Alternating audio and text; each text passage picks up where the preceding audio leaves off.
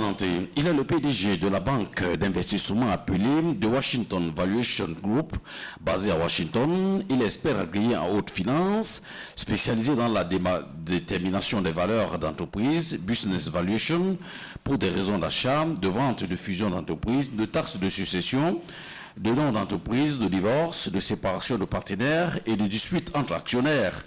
Il est banquier et ancien directeur régional des banques PNC Bank et Chevy Chase Bank à Washington, auteur d'un ouvrage intitulé 30 Frequently Expressions in Business Valuation, publié en 2017, vendu à plus de 3000 exemplaires. Il est enseignant dans plusieurs universités et membre du conseil d'administration de plusieurs entités et fonds d'investissement à travers les États-Unis d'Amérique.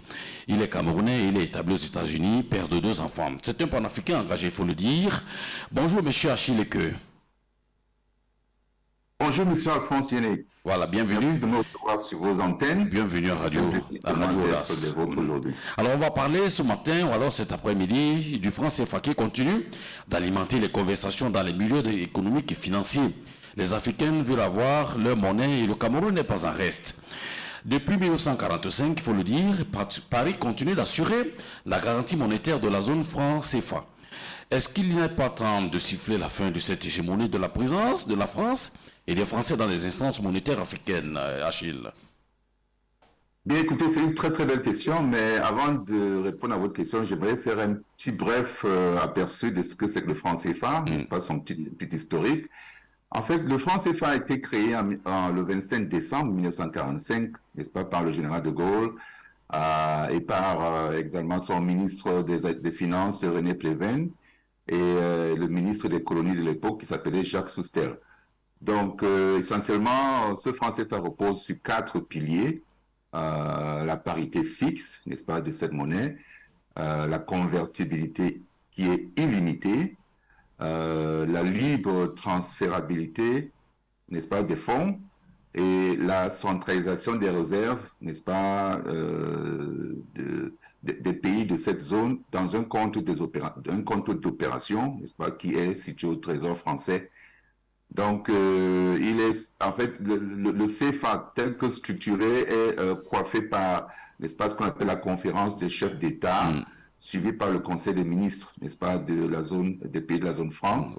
Alors, dans la zone franc, il y a 3 banques centrales qui se chargent, n'est-ce pas, de gérer cette monnaie.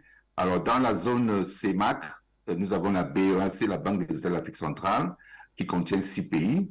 La BCAO, la Banque centrale des États de l'Afrique de l'Ouest, qui est dans la zone UEMOA, qui a 8 pays, et la Banque centrale des Comores, n'est-ce pas, qui fait partie également de la zone CFA. Donc, alors ces banques centrales sont dirigées par des gouverneurs qui sont désignés par les chefs d'État et également par la France qui participe à cette désignation. Donc, on voit ici l'influence de la France, n'est-ce pas, dans la désignation des gouverneurs. En plus, on peut dire que ce franc CFA est fabriqué également à Chamalières en France. Donc, ce n'est pas une monnaie qui appartient aux Africains, elle n'est pas fabriquée en Afrique. Tout à fait. Et donc, le conseil d'administration de ces banques-là, de ces banques centrales, contient des représentants de la France qui ont un droit de veto simplement parce que les décisions prises dans ces instances sont prises à l'unanimité. Donc, si les Français n'est pas présent, il n'y aura pas de décision. Bon, maintenant, pour revenir donc à votre question, je voudrais quand même dire ceci. Le professeur Tunjampoemi, l'un des premiers Camerounais et Africains à avoir... Monnaie et servitude, il a écrit sur cet ouvrage. Voilà, il a écrit ce livre, Monnaie, servitude et liberté. Dans ce livre, il dit ceci: le franc CFA est une chimère, une créature de l'État français qui n'est que le franc français lui-même. Voilà, donc il dit le franc français, c'est le franc français 100%. Il maintient que le franc CFA est un choix politique anti-économique, n'est-ce pas, que nos dirigeants ont pris, et ça va sacrifier l'avenir des Africains d'aujourd'hui et de demain au nom du passé. C'est pour ça que j'ai posé la question. Est-ce que il n'est pas temps de siffler la fin de cette hégémonie alors? Mais tout à fait, absolument. Je pense que c'est pour cela qu'il faut, n'est-ce pas, réfléchir, n'est-ce pas, comment sortir de cette affaire. Parce que quand on parle de la garantie française, c'est pour répondre à votre question, Eh bien, c'est une illusion, en fait. La France n'a jamais garanti quoi que ce soit. C'est un assureur qui ne paye pas le sinistre quand le moment arrive. Vous comprenez? Donc, alors, qu'est-ce qui se passe? On a vu deux cas spécifiques où la France devait jouer ce rôle d'assureur, de garantie, n'est-ce pas, du CFA. Dans le cas de la dévaluation de 1994, c'est une dévaluation qui était due à une énorme fuite des capitaux à l'époque où, n'est-ce pas, les pays africains commençaient déjà à mettre sur pied une forme d'industrie. Une industrie qui faisait quand même la fierté de l'Afrique. On se rappelle dans les années 70, les années 80, quand on avait beaucoup d'entreprises dans nos pays. Alors, qu'est-ce qui s'est passé? Eh bien, il y a eu à un moment donné cet élément qui concerne la libre transférabilité, donc l'un des piliers dont j'ai parlé tout à l'heure, qui a fait que n'est-ce pas, une grande partie de la masse financière des réserves des pays africains a été transférée hors de la zone CFA, ce qui a fait qu'à un moment donné, on est arrivé à une situation où on n'avait pas assez de réserves. Et donc, la France a donc décidé par elle-même de dévaluer le franc CFA sans avertir, sans en parler aux pays africains, sans en parler aux présidents africains. Et le deuxième cas, c'est quoi? C'est la situation de 2016 dans la CEMAC. On se rappelle tous, on a eu, n'est-ce pas, un sommet à Yaoundé où le Fonds monétaire international était là avec Madame Christine Lagarde, Monsieur Michel Sapin, le ministre français des Finances, était là. Alors, qu'est-ce qui se passait? Il y a également eu une situation, cette fois-ci, c'était le cours du pétrole qui est tombé de façon catastrophique en 6 mois de 50% de la valeur qu'elle avait sur le marché financier. Alors, donc, qu'est-ce qui se passe? Eh bien, la situation de la zone CEMAC, étant donné que beaucoup de pays africains dans la zone CEMAC, n'est-ce pas, engendrent leurs revenus grâce au pétrole, pratiquement 80%.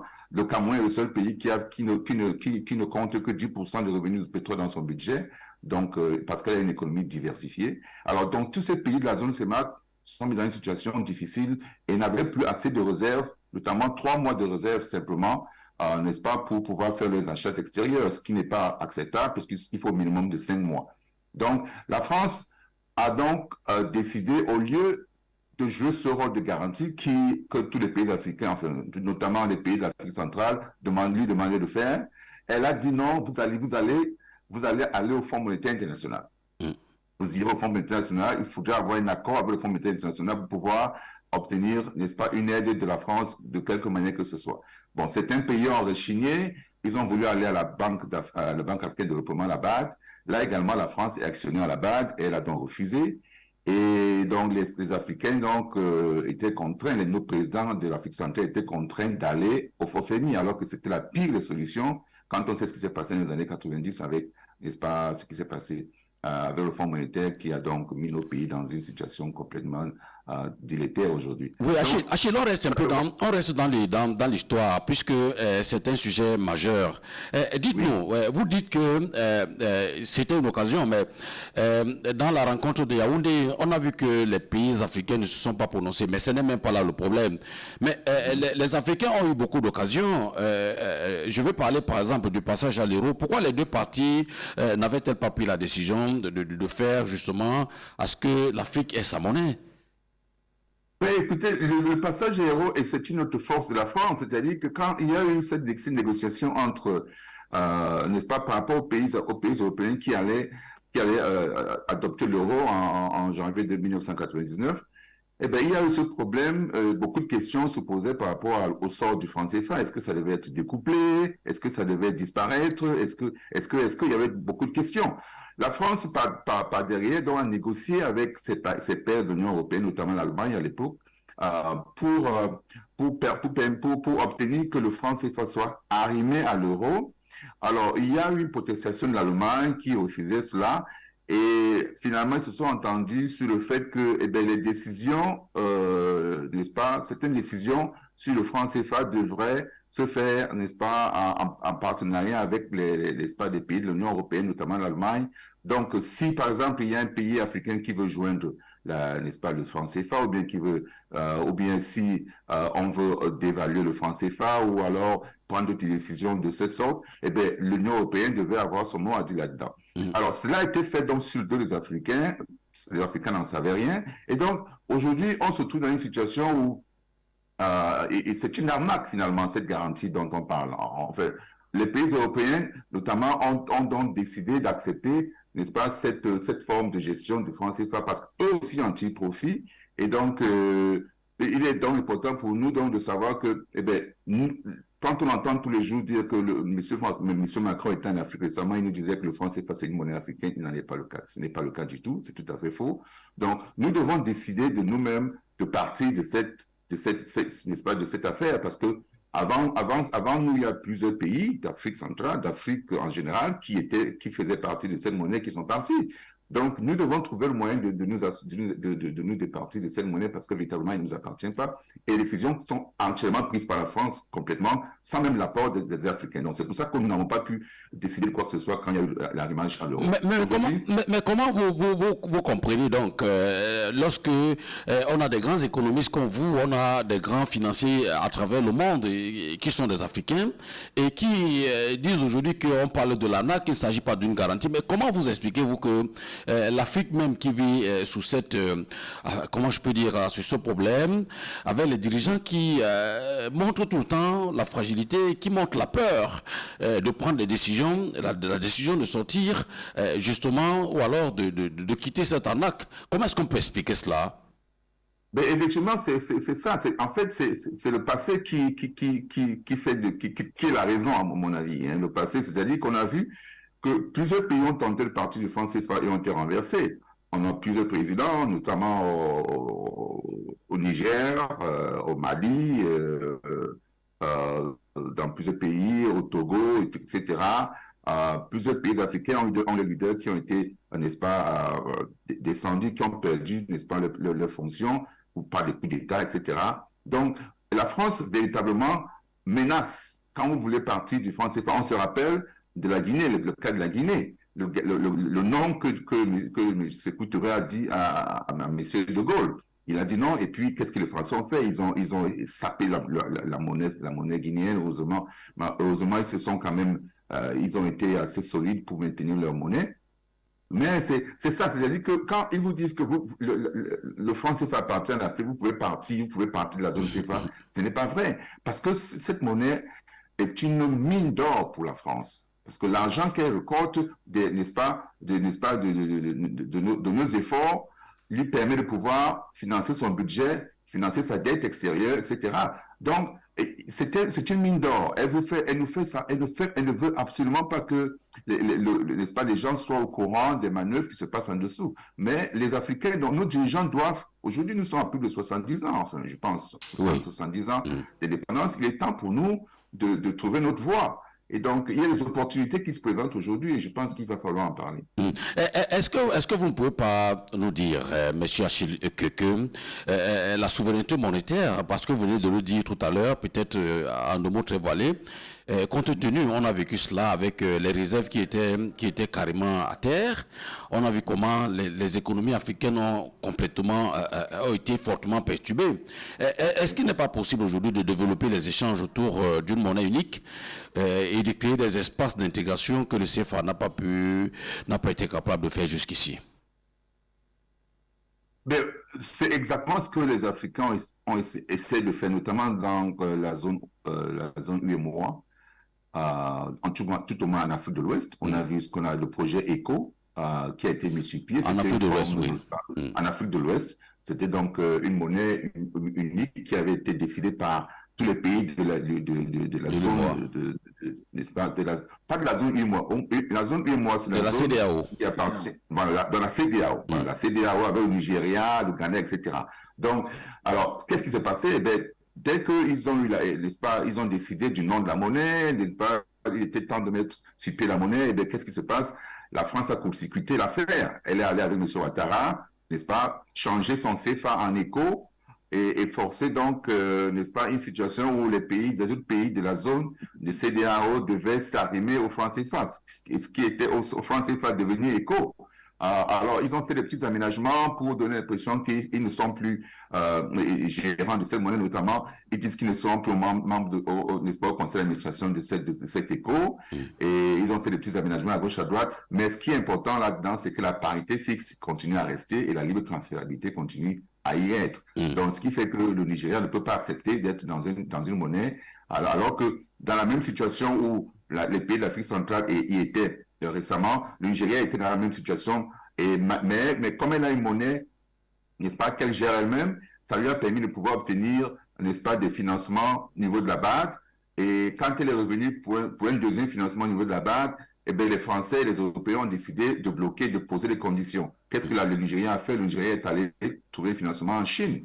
Alors que nos autres pays qui ont été obligés de signer avec le Fonds monétaire international, eh bien, on se trouve dans une situation où dès qu'on signe avec le Fonds monétaire international, vous ne pouvez plus avoir, n'est-ce pas, des financements à taux préférentiel dans les pays comme la Chine et autres pays, parce que vous devez obtenir l'autorisation du FMI, puisque c'est elle qui maintenant gère votre économie. Donc, c'est ça les gens d'entrave qu'il y a. Alors, donc, essentiellement, pour pouvoir obtenir une autre monnaie, il va falloir une monnaie unique. Les Occidentaux, évidemment, ne vont pas laisser faire. Ils ne verront pas ça d'un bon oeil, notamment la France. D'où l'opportunité de la crise ukrainienne qu'il y a aujourd'hui. Oui, justement, je m'empressais de vous poser cette question. Au-delà de la crise ukrainienne, vous qui sillonnez le monde, vous vivez justement la guerre commerciale entre les États-Unis et la Chine. Vous vivez les tensions entre la Russie et l'Union européenne même, parce que vous voyez que les deux entités ne s'accordent pas. Et vous voyez la croissance en dents de scie qui est aujourd'hui en Europe, parce qu'on a vécu avec le pétrole russe, avec le gaz russe, avec le blé même russe, et ukrainien qui n'arrivait plus à transiter, et cela a perturbé fortement l'économie européenne. Est-ce que l'Afrique ne peut pas décider autrement? Effectivement, étant donné que nous sommes dans une situation où l'économie européenne est en situation difficile aujourd'hui, on voit les résultats économiques de l'Allemagne qui est en récession en ce moment, et tous les projets, n'est-ce pas, tous les plans qui avaient été mis sur pied avec les sanctions contre la Russie, etc., n'ont pas marché, puisque la Russie, depuis 2014, s'est préparée, n'est-ce pas, à cette éventualité, à la surprise générale. Donc, voilà. Donc, il y a comme un boomerang, n'est-ce pas, par rapport à ces sanctions aujourd'hui. Donc, c'est une opportunité, à mon avis, pour l'Afrique de saisir donc cette multipolarité qui est en train de se mettre sur pied, cette dédollarisation qui est en vigueur aujourd'hui. Et hier encore, je pense que la Chine a pris une autre décision qui était importante, c'est-à-dire qu'elle diminué le taux d'intérêt, n'est-ce pas, des devises en dollars et augmenter le taux d'intérêt, n'est-ce pas, des devises en yuan.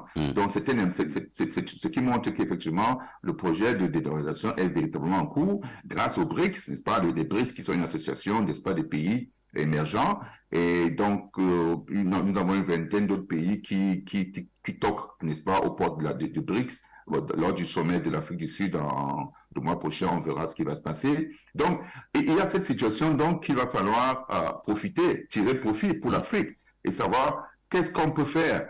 Alors, moi, je pense qu'avec cette dollarisation, nous pouvons, n'est-ce pas, joindre ce groupe ce groupe de BRICS là, et donc ça franchit de la tutelle de l'Occident et nous donnons les coups de flanche pour pouvoir prendre les décisions par rapport à notre monnaie. Parce qu'en fait, de peur, il s'agit vraiment de la peur de la peur de nos dirigeants, parce qu'ils ne veulent pas véritablement prendre les décisions qu'il faut et subir les conséquences. Parce qu'en réalité, ils ont peur de perdre le poste, puisque véritablement, ils ne sont pas des gens qui sont très populaires dans leur pays. Mais en réalité, nous avons une option aujourd'hui, grâce à la dédollarisation, grâce à cette guerre en Ukraine, de pouvoir nous associer à des puissances moyennes ou puissances, notamment la Russie, qui est très forte militairement, et donc pouvoir utiliser cela comme levier pour pouvoir nous tirer d'affaire. Voilà la stratégie qu'il va falloir adopter. Alors vous parlez là, on peut penser que ce sera une réforme du franc CFA. Est-ce que les États africains ont-ils les coups de franche pour mener ce genre de réforme? Oui, non, ce n'est pas évident. C'est-à-dire qu'en réalité, quand on parle de réforme, ce n'est pas un mot qu'il va falloir utiliser pour le franc CFA, puisque quand on remarque quand on regarde le niveau de vie que nous avions aujourd'hui par rapport au niveau de vie des années 70, on a l'impression que nous ne faisons que revenir à ce niveau de vie-là, parce que les données que j'ai eues à travers le programme des Nations Unies pour le développement nous montrent qu'effectivement, n'est-ce pas, la qualité de vie ou bien le revenu, le produit intérieur brut de plusieurs pays africains de la zone CFA dans les années 60, 70, n'est-ce pas, aujourd'hui, nous avons perdu ce PIB-là et nous essayons de revenir à ce niveau-là. Ça veut dire qu'en 60 ans, on a perdu énormément, n'est-ce pas, de valeur. Et toute la création monétaire, toute la valeur ajoutée qui a été créée a été siphonnée, n'est-ce pas, par le franc CFA. Le franc CFA, c'est fait expressément pour éviter c'est pour éviter que les pays africains se développent. Parce que les pays africains doivent être un marché où les Européens, les Occidentaux viennent retirer, obtenir la main-d'œuvre, plutôt les matières premières à très bas prix, pratiquement sans rien dépenser, et donc pouvoir obtenir également un marché pour leurs produits finis. Donc, si nous nous développons, c'est un problème pour leurs économies. Ils ont besoin de l'Afrique pauvre, pour pouvoir obtenir les matières premières gratuitement et avoir un marché où ils vont écouler leurs produits. Voilà pourquoi, n'est-ce pas, on est dans la situation, on est maintenu dans cette situation. Donc, alors Achille, vous êtes d'accord avec moi que depuis des décennies, le système monétaire, vous l'avez dit, utilisé par l'UMOA ou alors la CEMAC, je voudrais savoir si cela est adéquat à l'heure où nous sommes, où tous les États presque en Afrique se sont engagés sur le chemin de l'émergence, avec de gros investissements publics pour développer des infrastructures. Est-ce que ce système-là est adéquat pour mener des pays dans cette émergence-là? Non, absolument pas. Je pense que l'émergence, ça me rappelle le slogan qu'on avait dans les années 90, santé pour tous en l'an 2000, etc.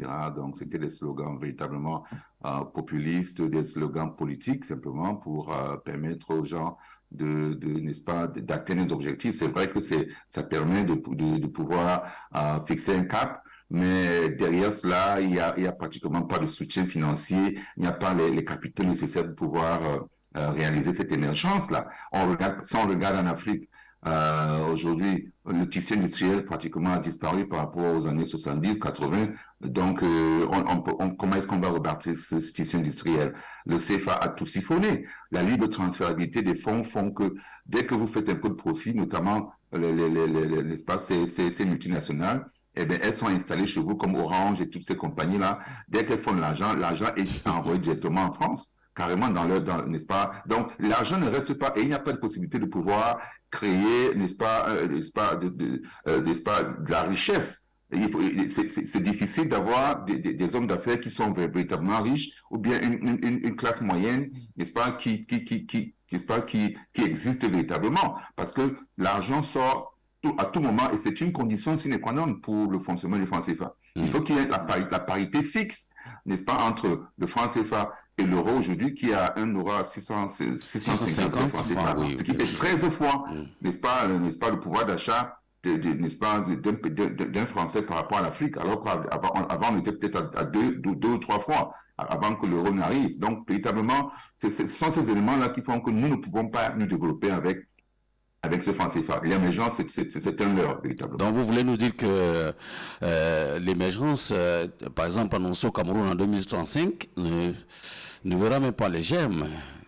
Comment on peut dire ça? Mais, il n'y a qu'à regarder ce qui se passe. On a des éléphants blancs partout dans le pays. N'est-ce pas? On a lancé des constructions de barrages, on a lancé des constructions des stades, une salle d'investissement, mais ça ne fonctionne pas. Pourquoi on a des problèmes d'électricité au Cameroun? Pourquoi on a des problèmes d'eau? On a des tas de problèmes, les routes ne sont pas goudronnées, tout ça, parce qu'il n'y a pas de financement. Tout notre argent va dans le paiement.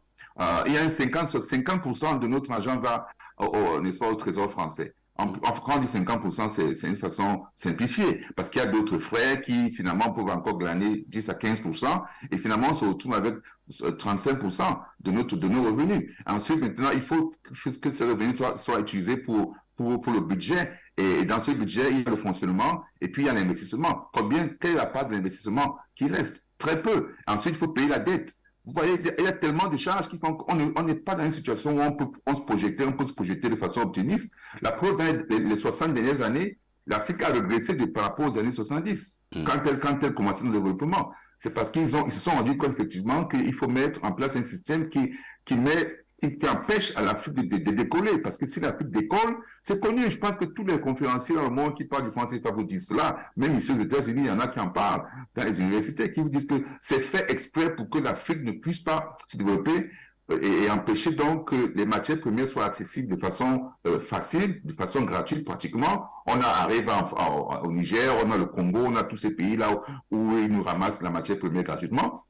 Et il faut que l'Afrique soit une zone où on déverse, n'est-ce pas, tous les produits finis fabriqués en Europe pour que les pour qu'ils puissent consommer. On a 1 milliard et poussière d'habitants en Afrique aujourd'hui, projeté à 2 milliards bientôt. Donc, c'est une masse de personnes qu'on aimerait qu'ils soient les consommateurs de produits occidentaux. Donc, c'est fait exprès de nous garder dans cette situation. Donc, il faut en sortir.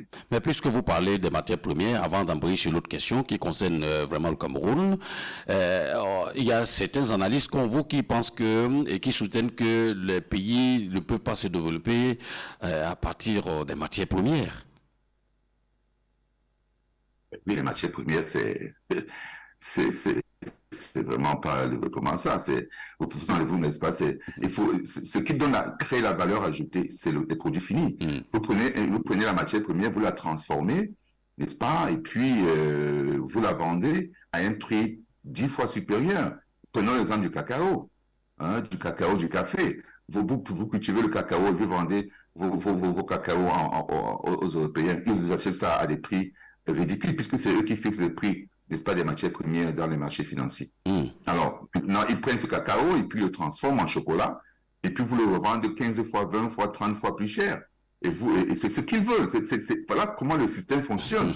Il faut que ça reste comme cela. Et quand ils les vendent dans vos pays, l'argent est rapatrié immédiatement en France. Parce que, étant donné que la parité est fixe, donc il n'y a pas de souci en termes de taux d'échange, donc il n'y a pas de perte en termes de taux d'échange, puisque le taux d'échange est fixe, puisque la monnaie ne fluctue pas, et la monnaie n'est pas adaptée à notre économie, puisqu'elle est très forte par rapport à nos économies. Alors, on n'est pas capable de pouvoir mettre sur pied une politique monétaire, n'est-ce pas, qui sied à nos économies, c'est-à-dire pouvoir, lorsqu'on veut acheter, lorsqu'on veut vendre à l'extérieur, n'est-ce pas, diminuer notre monnaie, diminuer la valeur de notre monnaie pour pouvoir être compétitif dans le marché international, ou alors, quand on veut protéger notre industrie, augmenter, n'est-ce pas, la valeur de la monnaie. Donc, on n'a pas ce jeu, on ne peut pas juste là. On est simplement dans une situation où les décisions de la Banque française, la Banque centrale, la Banque de France sont appliquées par la BEAC, par la BCAO et par la Banque des Comores dans nos économies qui ne sont pas adaptées. Ce qui fait qu'on est dans une situation où on ne peut pas, on peut vraiment pas, on ne décide pas de notre monnaie, on ne décide pas des décisions monétaires, des décisions en termes de, on n'a pas de décision en termes de politique monétaire qui nous permet de pouvoir gérer nos économies. C'est ça le problème. Puisque vous parlez de l'économie, vous parlez de la politique monétaire, à Chileke, il y a toujours l'éternelle confrontation entre les défenseurs du système du CFA qui vante la stabilité macroéconomique qu'il apporte et les profondeurs qui dénoncent le fait qu'ils dotent des pays africains d'une monnaie forte, l'euro, non, sans les obliger à déposer 50% de leurs réserves de change auprès du Trésor français. Dites-moi, Achille, est-ce que les pays comme le Cameroun aujourd'hui ont la capacité de battre leur propre monnaie? Qu'est-ce qu'il faut pour le faire? Très belle question, monsieur Alphonse. Je pense que c'est important. On a beaucoup de pays en Afrique qui ont leur propre monnaie. Hein, le Madagascar, on a les petits pays, la Gambie, le Libéria, la Mauritanie, et tout ça, Sao Tomé, n'est-ce pas, l'Afghanistan, tout ça, tous ces pays-là qui sont même en guerre, qui ont leur propre monnaie. Non, je pense que ce n'est pas là le problème. Le problème, c'est que, n'est-ce pas, nos dirigeants n'ont pas le courage politique de prendre des décisions souveraines. La matière grise est là. Nous avons, n'est-ce pas, l'expertise à travers qui existe à travers le monde, n'est-ce pas, en termes de gestion de la monnaie. Ce n'est pas compliqué. Ce n'est pas une science, n'est-ce pas, très complexe que nous ne pouvons pas faire, puisque tous les pays du monde, le Nigeria, tous ces pays-là, le Ghana et tous ces pays-là, ils ne nous dépassent en rien. Donc, nous sommes capables de pouvoir, n'est-ce pas, créer notre monnaie. Le professeur Agbourou, l'un n'est-ce pas, des experts dans ce domaine de la monnaie, qui a été un ancien étudiant, par ailleurs, du professeur Twinjan Poemi, n'est-ce pas, a dit lors de plusieurs de ses interventions avec qui j'ai eu parfois l'opportunité, n'est-ce pas, de discuter sur certains plateaux de télé avec lui. Il nous a dit qu'effectivement, il suffit d'avoir en 3 jours, on peut avoir notre monnaie. En 3 jours, on met la monnaie sur pied et puis c'est fonctionnel, tout simplement. C'est simplement une volonté politique qui nous manque. Et donc, le faire relève simplement de la volonté politique et de pouvoir faire, n'est-ce pas, prendre des décisions courageuses qui sera utile pour notre économie ou pour notre jeunesse. Parce que tant qu'on fonctionne tel qu'on est là, avec ce CFA, on ne pourra pas. Les résultats sont, nous voyons les résultats. Les données sont là. Il suffit de regarder sur la Banque mondiale, le PNUD, de pouvoir, n'est-ce pas, l'indice de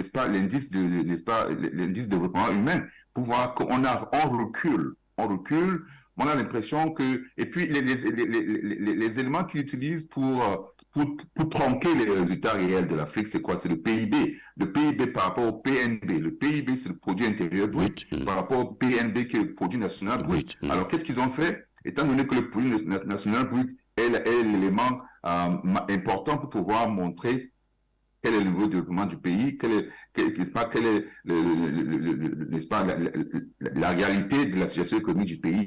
Ils ont arrêté d'utiliser n'est-ce pas, le PNB, ils utilisent le PIB. Le PIB, c'est quoi? C'est tous les pays étrangers, toutes les entreprises étrangères, les multinationales qui viennent dans vos pays, qui font de l'argent, on comptabilise ça et on dit que voilà, vous avez fait un nombre, vous avez un PIB tel, alors que le peuple ne voit même pas un seul sou de cet argent, puisque ça sort le même jour. Alors que le PNB, c'est la création, n'est-ce pas, des entreprises locales, n'est-ce pas, sans tenir compte n'est-ce pas, des entreprises étrangères. Donc, ce métrique-là, n'est-ce pas, ils ne veulent pas utiliser cela parce que ça montre la réalité, n'est-ce pas, de développement humain. On regarde un pays comme la Côte d'Ivoire, qui a un PIB de 70 milliards aujourd'hui. Le Cameroun, aujourd'hui, tout en fait, par rapport aux données de 2021, la Côte d'Ivoire, 70 milliards, le Cameroun a 45 milliards de PIB. Alors, qu'est-ce que ça dit?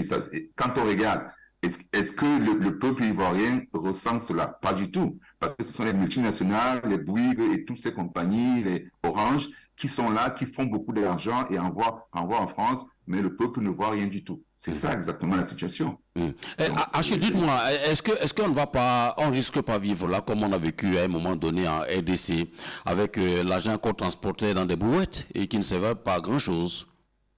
Oui, mais écoutez, ça c'est exagéré. C'est toujours la caricature qu'on met en avant lorsqu'on parle de créer sa propre monnaie. Ce n'est pas tout à fait cela. Ceci est arrivé parce que les Européens ont mis des embargos, ont décidé de créer, par exemple, la monnaie, n'est-ce pas, du Zimbabwe. Hein, il met des embargos, des sanctions, etc., pour détruire votre économie. C'est pour ça qu'il faut que l'opportunité de la guerre en Ukraine, la dédollarisation qui est en cours aujourd'hui, et les BRICS qui se mettent sur pied, doivent être une opportunité pour nous, une aubaine pour nous, de nous tirer de cette affaire du franc CFA et de pouvoir obtenir. Parce que qu'est-ce qui se passe? L'économie européenne aujourd'hui est à terre. Parce qu'ils n'ont plus de gaz, n'ont plus de pétrole russe qui arrive, n'ont plus de gaz russe, donc ils sont aux abois. Donc c'est le moment opportun pour nous de pouvoir décider, voilà, nous voulons partir parce que la France n'a plus la possibilité de nous empêcher comme elle pouvait l'avoir à l'époque, puisque au niveau des Nations Unies, il n'y a plus d'unanimité.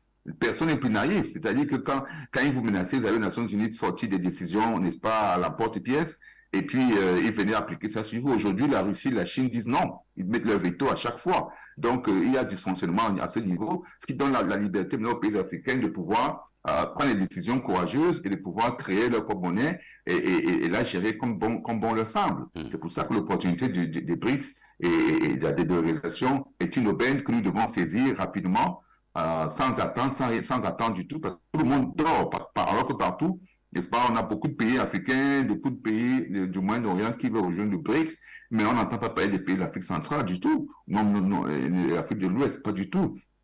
Donc, il ne faut pas qu'on rate ce coach-là de nouveau, sinon ce sera pour très longtemps qu'on puisse se tirer d'affaire. Alors vous venez vous-même de le dire, Achille, et que le Cameroun, avec sa croissance qui reste relativement significative pour de nombreux observateurs, que vous êtes d'ailleurs, parmi lesquels on vous trouve, l'un des problèmes importants au Cameroun est l'inflation, la hausse du prix des produits pétroliers et l'impact que les importations pourraient avoir sur la consommation. Dites-nous, Achille, quel sera alors le poids de la monnaie locale dans le commerce international, si jamais le Cameroun en battait? Oui, en fait, c'est là l'intérêt d'avoir sa propre monnaie. C'est-à-dire qu'on a la possibilité de mettre sur pied une politique monétaire initiée par rapport à nos objectifs, par rapport à l'économie. Et donc, l'inflation aujourd'hui, on en parle beaucoup parce que c'est une inflation qui vient du Covid. Hein, pendant la période Covid, on était tous confinés. Donc, n'est-ce pas, les pays occidentaux ont imprimé énormément d'argent, notamment le dollar, a été imprimé, n'est-ce pas, pour pouvoir soutenir, n'est-ce pas, l'économie dans une période où les gens étaient confinés. Donc, c'est cette inflation-là qui est répandue à travers le monde. C'est une autre. le dollar, c'est un peu c'est un peu comme un autre franc CFA là, c'est-à-dire que le dollar véritablement, ça siphonne, n'est-ce pas, toutes les ressources, toute la plus-value, n'est-ce pas, créée, ou bien toute la création monétaire et toute la plus-value créée à travers le monde, dans l'économie du monde, puisque le dollar est dominant. Voilà, donc n'est-ce pas, cette situation-là est due à ce Covid-là.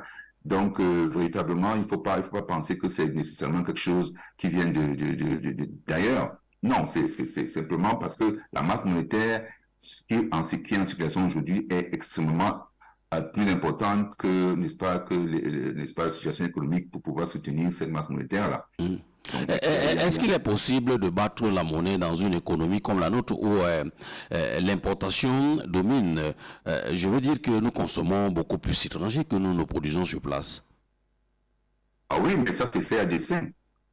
C'est fait à dessein, effectivement, parce que et nous mettent dans une situation où nous devons plus nous focaliser sur l'inflation. C'est-à-dire que garder l'inflation à 2% ou à 3%, alors que on pouvait bien avoir une inflation à 6% et, n'est-ce pas, et pouvoir vendre nos produits. Parce que la raison pour laquelle ils ne veulent pas un taux d'échange fluctuant, c'est justement pour cela, pour que nos économies ne soient pas compétitives par rapport à leurs économies en Europe. C'est ça la raison pour la oui, parce que quand vous avez une monnaie que vous pouvez faire fluctuer au gré, n'est-ce pas, de vos intérêts, et bien si quand vous voulez vendre vos produits à l'extérieur, qu'est-ce que vous faites? Vous diminuez la valeur de votre monnaie. Hein? Et ça permet donc à vos produits de se vendre moins cher. Or, quand le franc CFA aujourd'hui est à 655 euros. 1 euro, c'est 655 francs CFA. C'est trop fort par rapport à ce que nos économistes nous pouvons produire. Donc, quand nos produits arrivent en Europe, ils coûtent déjà extrêmement cher, alors que les produits européens qui arrivent ici sont moins chers, parce qu'ils jouent sur leur monnaie, n'est-ce pas? Ils jouent sur cette parité-là, alors que nous, on ne peut pas faire, on n'a pas la flexibilité de pouvoir utiliser notre monnaie et jouer n'est-ce pas, sur les fluctuations du marché pour pouvoir nous en servir comme nous le voulons. Donc, nos produits, avant d'arriver sur le marché, sont déjà extrêmement chers. C'est pour ça que nous n'arrivons pas à vendre nos produits et l'industrie ne décolle pas, puisque une industrie, pour pouvoir exister, un tissu industriel pour pouvoir exister, doit être capable de pouvoir vendre leurs produits, n'est-ce pas, sur le marché international. Mais si vous arrivez sur le marché international, les produits coûtent 2 fois plus cher. Qui va acheter? Personne. C'est pour ça que nous recevons tout d'Europe et nous préférons importer que d'exporter. Voilà pourquoi, de façon systémique, le franc CFA a été conçu pour nous maintenir dans cette situation-là. Donc c'est pour ça qu'il faut s'en partir. Ouais. Achille, dites-nous, vous êtes pour que le Cameroun batte sa monnaie? Tout à fait. Tout à fait. Que ce soit le Cameroun qui batte sa monnaie de façon... enfin, on parle de monnaie régionale, on parle de monnaie panafricaine, une monnaie africaine. Je pense que tout cela est très important. Oui, je vais y revenir. Voilà, c'est ça. Donc, mais évidemment, il va falloir... Mais je pense que la pratique de la gestion monétaire est importante également pour avoir une certaine expérience et savoir comment gérer cela. Nous avons des expertises qui ne sont pas encore mises en situation parce que nous n'avons pas de monnaie. Donc, pour nous, ça nous paraît un peu quelque chose de compliqué, de complexe. C'est un peu comme quand on veut se lancer dans un programme, n'est-ce pas, pour lancer satellite, etc. Au départ, on est appréhensif. Mais nous avons des experts dans tous les domaines qui sont des Camerounais qui sont bons aux États-Unis, partout dans le monde entier, qui sont extrêmement compétents. Tous les jours, on en découvre, n'est-ce pas, des Camerounais qui font des choses extraordinaires. Donc, nous avons l'expertise qui est là. Il faut simplement que nos États soient courageux et, n'est-ce pas, utiliser ces experts-là, n'est-ce pas, à bon escient pour leur permettre de développer leur pays. Nous, tout ce que nous demandons en diaspora, c'est de nous donner les moyens de pouvoir rentrer et aider nos pays à nous développer. Et il faut absolument faire fi de tout ce qui est, n'est-ce pas, considération politique, considération, n'est-ce pas, des menaces européennes, etc. Non, il faut nous libérer de tout ce bagage-là qui nous empêche de le faire. Donc, quand on a une monnaie et qu'on a des experts qui gèrent ça bien, je vous assure, nous avons les matières premières sur lesquelles nous pouvons baser notre monnaie. N'est-ce pas, l'or, les diamants, etc. Nous avons les matières, nous avons les minerais qu'il nous faut. Nous avons tout ce qu'il nous faut en Afrique. Nous n'avons pas besoin d'aller chercher les matières premières ailleurs. Nous n'avons pas besoin d'aller chercher les minerais ailleurs. Nous avons tout sur place. C'est ça qui fait peur aux Européens, aux Occidentaux. Parce qu'ils voient que si nous pouvons créer une monnaie et que nous adossons cette monnaie par rapport à l'or, par exemple, mais nous aurons la monnaie la plus forte du monde. Ça, c'est absolument clair. Parce qu'on n'a pas besoin d'aller à 10 000 km pour trouver de l'or. Il suffit de creuser un peu, n'est-ce pas, à Bétaré, où il y a là-bas dans l'Est, on creuse un peu le sol et puis on sort de l'or. Pratiquement, le diamant à gauche, à droite. Le pétrole est là, on a toutes les ressources pour pouvoir sortir une monnaie. Mais entre-temps, donc ça aux puissances étrangères de venir faire l'exportation et de partir avec la Chine notamment. Oui, mais en fait, c'est parce que, bon, nous sommes dans des contrats avec la Chine, c'est-à-dire que nous n'avons pas les moyens financiers pour payer, n'est-ce pas, les prestations qu'ils fournissent chez nous. Donc, en compensation, on leur donne la matière première, on leur dit, bon, voilà, comme on n'a pas d'argent, et puis prenez de la matière première. Voilà, voilà un peu comment ça se passe. Mais c'est parce que nous sommes coincés. Nous sommes dans une situation où nous sommes coincés. Quand la réunion a eu lieu à Yaoundé, les présidents africains, le Fonds monétaire international était là avec, n'est-ce pas, Madame Lagarde à l'époque, qui était présidente du Conseil du Fonds monétaire international, avec M. Michel Sapin. Qu'est-ce qu'ils ont fait? Ils ont brandi à la menace d'une deuxième dévaluation, qui aurait été catastrophique. Entre-temps, les présidents africains n'ont même pas, les dirigeants africains n'ont même pas évoqué le franc CFA pour en sortir, parce que on a vu ce que le feu président Idriss Déby a eu quand il a dit que lui n'était plus pour le franc CFA, tout ce que cela a valu, non? Ah, je suis vraiment heureux que vous ayez noté cela, parce que les gens pensent que les choses se passent gratuitement. Non. M. Déby a été, n'est-ce pas, de façon très régulière récemment, contre le franc CFA. Il a dénoncé un certain nombre de, n'est-ce pas, de tares, parce qu'on ne peut pas se développer. Il a compris. Vous savez que beaucoup de présidents comprennent ce qui se passe, mais ils ne veulent pas prendre les décisions nécessaires. Ce n'est pas parce qu'ils ne savent pas ce qui se passe, n'est-ce pas? C'est ça. C'est-à-dire qu'il n'a pas le courage de dire qu'écoutez, nous savons ce qui se passe. Donc, alors que quand je regarde dans les années 70, dans les années 60, quand on partait à l'indépendance, beaucoup de présidents africains déjà à l'époque dénonçaient déjà, n'est-ce pas, ces décisions, ce franc CFA qui était géré par la France. Hein, beaucoup de présidents africains le dénonçaient de façon critique. Et c'est pour ça qu'ils ont été renversés pour la plupart avec des coups d'État, etc. Parce qu'ils comprenaient l'enjeu.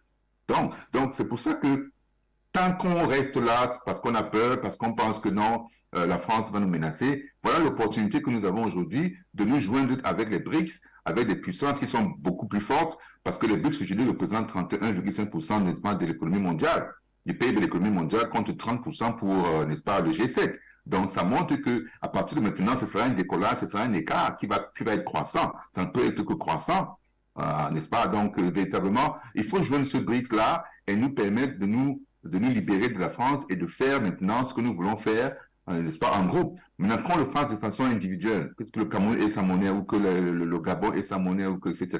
Bon, si ça peut aider n'est-ce pas, à la pratique, n'est-ce pas, de la gestion monétaire, pour qu'au moment où on s'est réunis ensemble, que nous avons des experts qui sont aguerris par rapport à la gestion monétaire dans nos différents pays. Parce que si, par exemple, on a une zone monétaire unique en Afrique centrale, eh bien, il va falloir que ce soit rotatif au niveau du gouverneur, n'est-ce pas, de cette banque, de cette banque centrale. Alors, un gouverneur qui est habillé, qui est habitué, qui est rompu à la gestion, n'est-ce pas, de la monnaie, parce qu'il faut être indépendant. C'est très important, l'indépendance. On a l'impression plutôt que c'est des postes politiques, carrément, rien à voir avec la technicité. Enfin, c'est une analyse que certains font.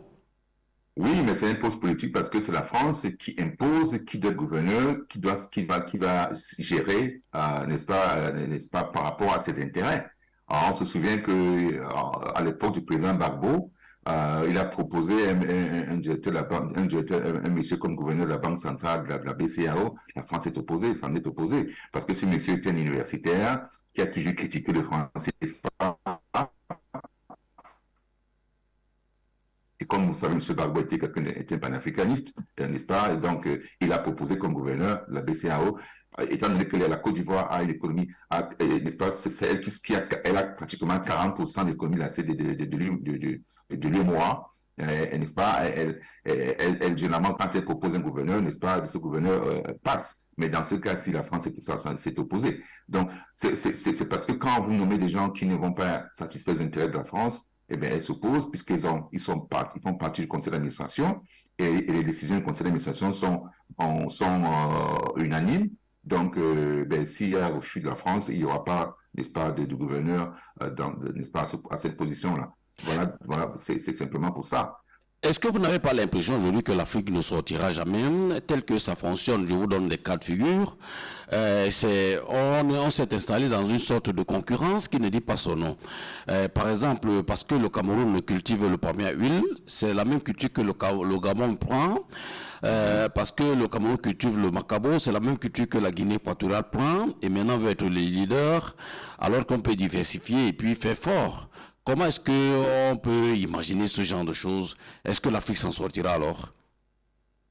Non, mais écoutez, moi, je suis pas fataliste. Je suis pas fataliste. Je suis toujours optimiste parce que je pense que ce qui arrive nous sert d'expérience pour le futur. Vous comprenez? Donc, les erreurs que nous commettons aujourd'hui, les générations prochaines ne vont pas les commettre. Donc, nous sommes jeunes, nous sommes les États jeunes, nos populations sont jeunes, et donc nous avons beaucoup, n'est-ce pas, d'avenir devant nous, et donc on pense que ce siècle, c'est le siècle de l'Afrique.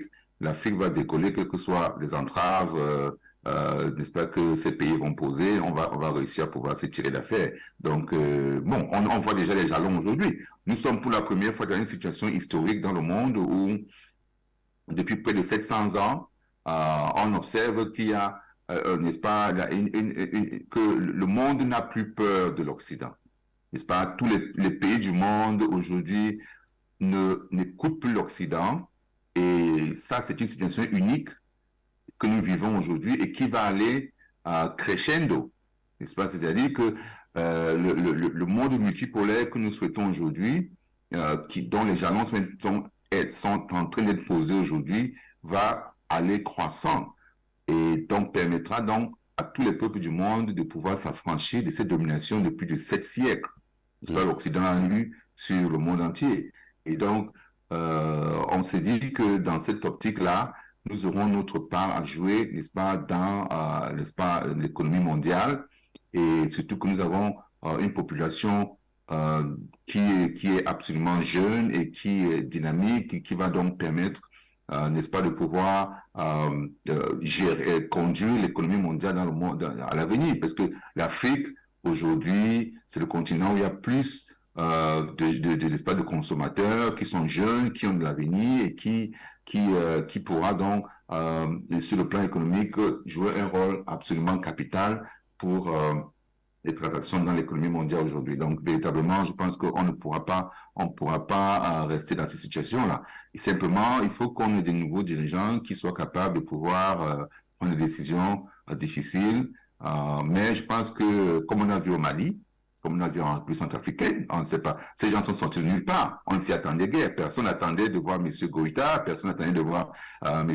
Touadéra prendre des décisions par rapport n'est-ce pas, à l'ordre établi.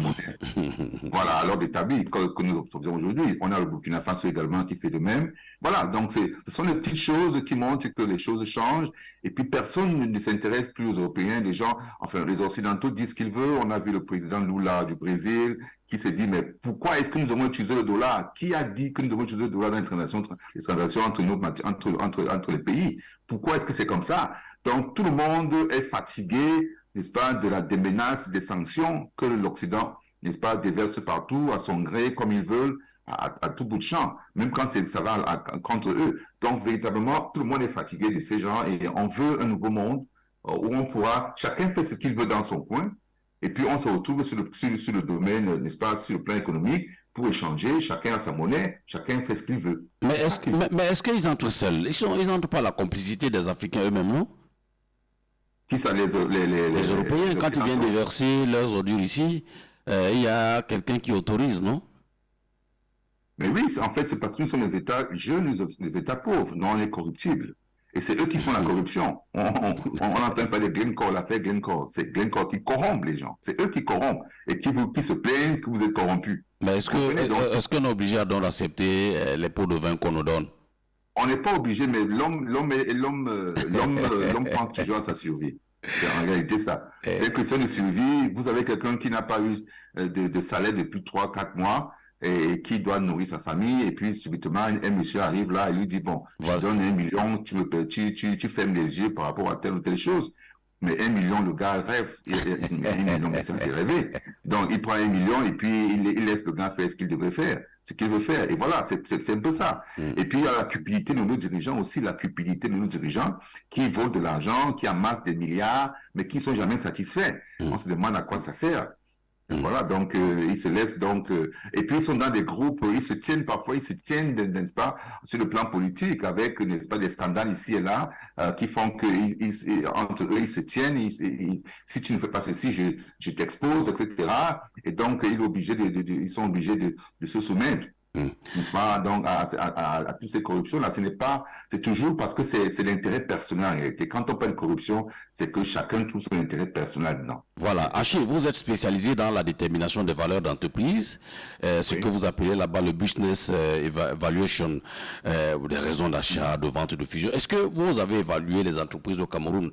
Est-ce qu'elles ont des coups de franche pour aller signer des joint ventures avec les entreprises américaines, françaises et même européennes? Ah, mais ça, c'est une très bonne question. J'ai pas eu l'opportunité d'évaluer les entreprises au Cameroun. Bon, j'en ai fait un peu dans certains pays, bon, en Europe, oui, mais beaucoup plus aux États-Unis. Je suis plus concentré dans les entreprises aux États-Unis, mais le principe, ça s'applique partout. J'ai des partenaires kenyans, enfin, des entreprises kenyanes qui me contactent déjà aujourd'hui pour que j'essaie de faire l'évaluation des entreprises, parce qu'il y a beaucoup de startups qui sont naissantes en Afrique. Et donc, pour pouvoir trouver les financements, les capitaux, il faut évaluer ces startups-là pour savoir qu'est-ce qu'elles peuvent valoir potentiellement et donc pouvoir donc déterminer la valeur d'une action pour que les investisseurs qui veulent investir sachent combien vaut une action et donc le promoteur peut donc décider, voilà, je voudrais vendre 30 actions ou 50% de mes actions, ou etc., etc. Donc, il faut déjà déterminer la valeur de cette action et déterminer la valeur d'une action d'une entreprise qui n'existe pas, n'est-ce pas, notamment les startups, c'est très risqué. Donc, il faut partir d'un certain nombre n'est-ce pas, d'hypothèses et faire un certain nombre de projections qui permettent de pouvoir imaginer, de pouvoir déterminer à peu près combien de revenus l'entreprise peut générer dans les prochaines 5 années, par exemple. Et donc, sur cette base à déterminer. Donc, ce sont des choses comme ça que je peux faire pour soutenir, n'est-ce pas, les entreprises naissantes dans nos pays et les entreprises existantes donc pour des cas de joint venture, pour des cas de ce qu'on appelle mergers, acquisitions, c'est-à-dire les fusions, acquisitions, ventes, etc., les cas de divorce ou des cas de partenaires qui se séparent parce qu'ils n'arrivent plus à travailler ensemble. Eh bien, c'est des choses qui peuvent se faire très facilement à partir des données des données, n'est-ce pas, financières que la compagnie a déjà et donc nous permet de pouvoir faire ce travail d'expertise-là. On a pensé aujourd'hui que le Cameroun pouvait beaucoup bénéficier à travers les APE, à travers l'AGOA, mais on a l'impression que ce n'est pas le cas. Je crois que, bon, ça c'est une autre arme que les États-Unis utilisent pour menacer nos pays. Vous voyez, quand on dit sanctions, on dit, voilà, on va vous sortir de l'AGOA.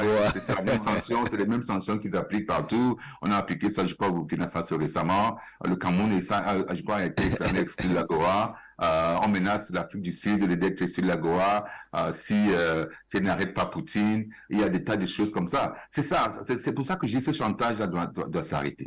Il faut véritablement arrêter ce chantage. Et parallèlement à ce ils empêchent au commerce intra-africain de se réaliser.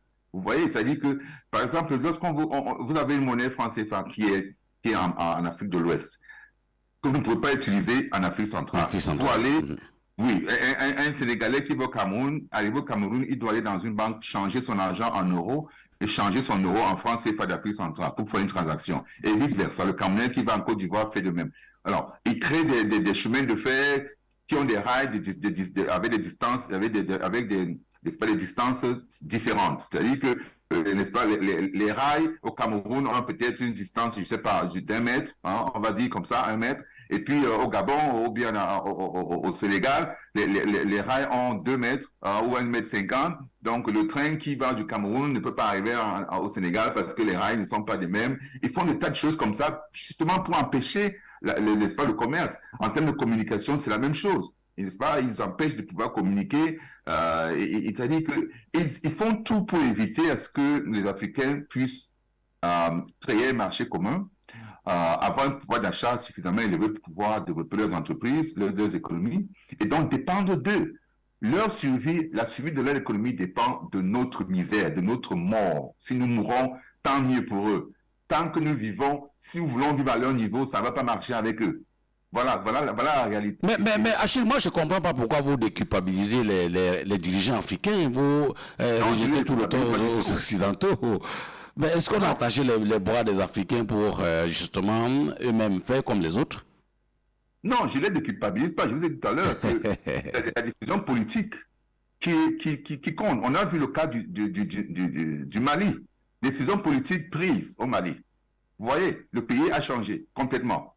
Le pays est en train de changer. Tout le monde voit au jour le jour comment ça se passe. Il y a des sanctions qui ont été frappées contre le Mali. On a frappé le Mali de sanctions sévères. On a retenu ses avoirs à la banque de l'Afrique de l'Ouest là-bas. Ils ont tout fait. Le Mali n'a pas cédé.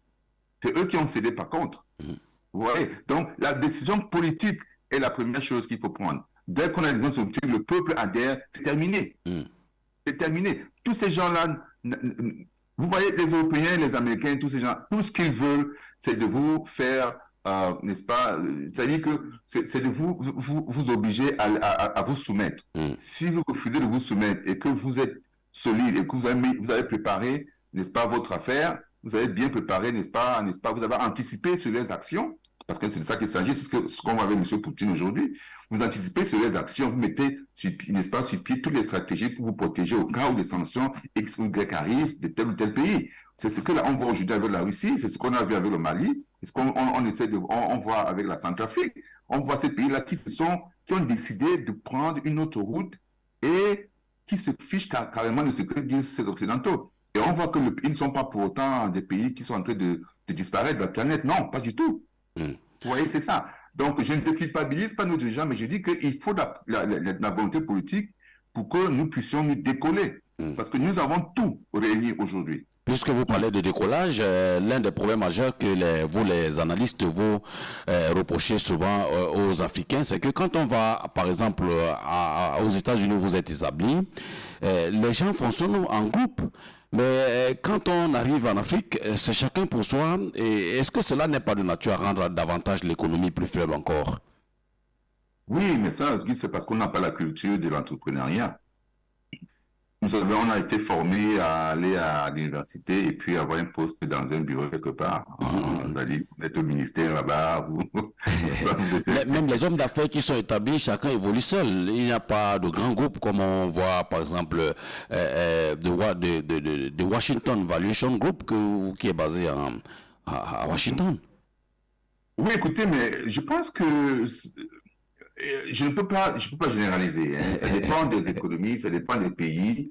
On ne peut pas généraliser. Il y a un tissu industriel. Par exemple, le Nigeria est très avancé sur le plan économique. L'Afrique du Sud, c'est un pays qui se démarque. Le Ghana, n'est-ce pas, les pays d'Afrique du Nord, n'est-ce pas, l'Égypte, l'Algérie, tous ces pays-là, le Maroc, n'est-ce pas, ils travaillent. N'est-ce pas, il y a ces choses-là existent. C'est-à-dire qu'on ne s'associe pas nécessairement pour s'associer, pas seulement pour s'associer. Il faut qu'il y ait un intérêt.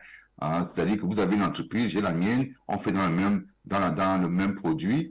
Un matin, on décide que, ben, écoutez, pour pouvoir dominer le marché, entendons-nous, faisons une fusion, et puis ça permet de pouvoir avoir la plus grande marge, le plus grand marché possible pour dominer l'industrie, dominer le marché et concurrencer donc cette entreprise française qui arrive. L'entreprise française, quand elle arrive, elle se rend compte que mais vous avez 80% du marché, elle ne peut plus rien faire. Elle plie ses bagages et disparaît. C'est pour ça qu'il y a d'ailleurs, pas très peu d'investissements français en Afrique aujourd'hui. Mais c'est aussi dû au fait que nous n'avons pas la culture de l'entrepreneuriat, on ne sait pas travailler ensemble parce qu'on n'a pas été formé pour cela. On a été formé pour être des administrateurs, chacun dans son bureau. Et donc, dans cette configuration-là, on n'est pas préparé à travailler ensemble. Et donc, parce que travailler ensemble, ça demande un certain nombre, n'est-ce pas, c'est-à-dire qu'il faut pouvoir supporter, n'est-ce pas, les défauts de chacun, et puis plutôt mettre en avant les qualités de chacun. Et ce n'est pas nécessairement dans cette culture qu'on a évolué, qu'on a été formé. On est plus intéressé n'est-ce pas, à des promotions, n'est-ce pas, des décrets, des décisions qui nous mettent dans une situation où nous pouvons dominer les autres, mais on n'est pas habitué à travailler ensemble. Bon, c'est un processus qui, dans les pays anglophones, est bien plus avancé que chez nous, les pays francophones, les pays anglophones qui ont une culture de l'entrepreneuriat, des affaires, qui est plus avancée que les pays de la zone franc. Voilà. Merci beaucoup, M. Achille Eke. Je rappelle que vous êtes d'ailleurs PDG de la banque d'investissement appelée The Washington Valuation Group, qui est basée à Washington. Je rappelle également que vous êtes auteur d'un livre, d'un ouvrage intitulé 30 Frequently Asked Questions in Business Valuation, qui a été publié en 2017 et que vous avez vendu jusqu'à ce jour à 3000 exemplaires. On aimerait voir la copie ici au Cameroun. J'espère que vous allez nous envoyer cela. Mais pourquoi vous avez choisi de vous installer aux États-Unis? On veut avoir la meilleure expertise possible sur cette planète. Donc, quand on parle de nos pays, pour ces pays-ci, c'est parce qu'on cherche à avoir la formation la plus pointue possible, l'expertise la plus pointue pour pouvoir développer. C'est ce que les Juifs ont fait, c'est ce que tous les pays du monde font. La Chine, n'est-ce pas? La Chine est sortie de nulle part et subitement on la voit au sommet. Cela surpris les Américains, cela surpris les Européens, tout le monde. C'est parce que ils ont pu, n'est-ce pas, tirer profit, n'est-ce pas, de leur diaspora, qui ont été bien formés à comprendre la psychologie, n'est-ce pas, de ces pays occidentaux, à comprendre, n'est-ce pas, comment est-ce qu'ils fonctionnent pour pouvoir transférer, n'est-ce pas, dans nos pays. Donc, c'est ça. Donc, c'est pour ça que je dis aujourd'hui, nous avons d'expertise requise dans tous les domaines pour pouvoir le développer. Il suffit que nos dirigeants fassent appel à nous et tout de suite mettre sur pied, n'est-ce pas, des programmes ou bien des stratégies qui vont nous permettre de travailler en partenariat pour pouvoir développer nos pays. Parce que c'est tout ce que la diaspora demande aujourd'hui. Les jeunes ont besoin de vous, non, Achille? Venez former les jeunes au Cameroun. Vous voulez que le pays vous appelle, et si on vous appelle pas alors, toutes ces connaissances-là, vous allez faire quoi de ça? Non, mais écoutez, je crois que avec les nouvelles communications aujourd'hui, n'est-ce pas, la communication digitale, les moyens, n'est-ce pas, de communication, on peut faire un certain nombre de choses à partir de quelques positions sur la planète aujourd'hui. Hein. On n'a plus besoin d'être à Yaoundé, au Cameroun, pour pouvoir faire, n'est-ce pas, des cours, pour pouvoir, n'est-ce pas, éduquer ou alors former les gens. Non, on fait des formations en ligne aujourd'hui qui sont assez efficaces, notamment dans les domaines comme la finance, comme la technologie, etc.